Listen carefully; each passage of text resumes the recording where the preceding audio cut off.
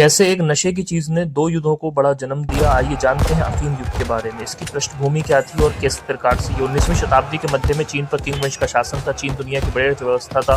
वे चाय, रेशम और चीनी मिट्टी के बर्तन का निर्यात करता, लेकिन समस्या ये थी चीन केवल सोना और चांदी लेकर ही व्यापार करना चाहता था।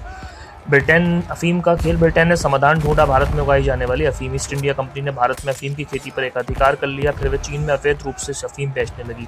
1828 तक कंपनी के राजस्व का लगभग 16% हिस्सा अफीम से आता था। चीनी लोग अफीम के आदी होते जा रहे थे। चांदी चीन से बाहर जा रही थी और समाज में नैतिक और आर्थिक संकट बढ़ रहा था, जिससे क्या हुआ, चीन का प्रतिरोध। चीनी सरकार ने अफीम पर प्रतिबंध लगाया। 1839 में चीनी अधिकारी लिन जोशू ने हजारों अफीम के बक्से नष्ट कर दिए। घटना ब्रिटेन को स्वीकार नहीं थी और यहीं से शुरू हुआ प्रथम अफीम युद्ध 1839 से जो 1842 के मध्य चला। और इसका असर क्या हुआ जानते हैं इसके अगले पार्ट में। असर ये हुआ कि पहला अफीम युद्ध हुआ। ब्रिटिश नौसेना तकनीकी रूप से शक्तिशाली थी, चीनी मुकाबला नहीं कर पाया और 1841 में ब्रिटेन ने हांगकांग पर कब्जा कर लिया। अंततः 1842 में नॉनजिंग की संधि पर हस्ताक्षर हुए। इस संधि के तहत चीन को भारी क्षतिपूर्ति देनी पड़ी। हांगकांग ब्रिटेन को सौंप दिया गया। 15 विदेशी व्यापार के लिए खोलने पड़े। ये चीन की संप्रभुता पर बड़ा आघात था। इससे चीन की संप्रभुता को बड़ी चोट पहुंची और चीन ने जो है इसको बड़ा अपमानजनक माना। दूसरा अफीम युद्ध 1856 से 1860 के मध्य में हुआ, लेकिन कहानी यहीं ख़त्म नहीं हुई। 1856 में एक नई घटना ने तनाव को बढ़ा दिया। ब्रिटिश जहाज एरो पर छापेमारी की गई। ब्रिटेन ने इसे बहाना बनाया। इस बार फ्रांस भी ब्रिटेन के साथ था।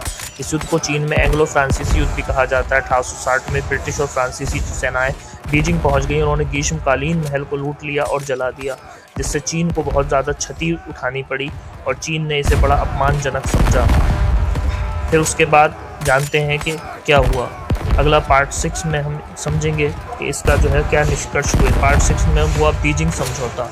बीजिंग समझौता क्या था, आइए जानते हैं बीजिंग समझौते के बारे में। बीजिंग चीन को मजबूर होकर बीजिंग समझौते 1860 पर हस्ताक्षर करने पड़े। परिणाम ये हुआ और अधिक बंदरगाह विदेशी व्यापार के लिए खुले। मिशनरियों को चीन में स्वतंत्र घूमने की अनुमति मिल गई। हांगकांग के आसपास के जितने भी क्षेत्र थे वो सारे क्षेत्र ब्रिटेन को सौंपे गए, जिससे जो है ब्रिटेन यहाँ पर ताकतवर हो गया और मजबूत होता चला गया। इसके अतिरिक्त चीन को ये बहुत ज़्यादा क्षति उठानी पड़ी और अफीम युद्ध केवल व्यापार संघर्ष नहीं था, ये औपनिवेशिक शक्ति और साम्राज्यवादी महत्वाकांक्षा की कहानी है। इसने चीन की कमजोरी को उजागर किया और पश्चिमी शक्तियों के प्रभुत्व की शुरुआत की। यही दौर बाद में अपमान की सदी के नाम से भी जाना गया। यानी चीन ने इसको हमेशा अपमान की सदी से माना, क्योंकि उसमें एंग्लो फ्रांसीसी युद्ध मानता था उसे, क्योंकि अंग्रेज़ों की मदद इस युद्ध में फ्रांस ने की थी। तो ये था अफीम युद्ध के बारे में एक छोटी सी जानकारी। अफीम युद्ध से कई परीक्षाओं में प्रश्न आते हैं, तो यदि आप इस वीडियो को देख लेते हैं तो आपको अफीम युद्ध, अब अगर आपको इतिहास की ऐसी गहराई वाली वीडियो पसंद है तो हमारे चैनल को सब्सक्राइब करें। और अगली वीडियो में हम आपको मिलते हैं एक और ऐतिहासिक रहस्य के साथ। इस सीरीज़ में हम आपके लिए वीडियो लाते रहेंगे। Subscribe science clear classes. First time visit कर रहे हो तो सब्सक्राइब कर लें, शेयर करें साइंस क्लियर क्लासेस को। Thank you very much to watch full video.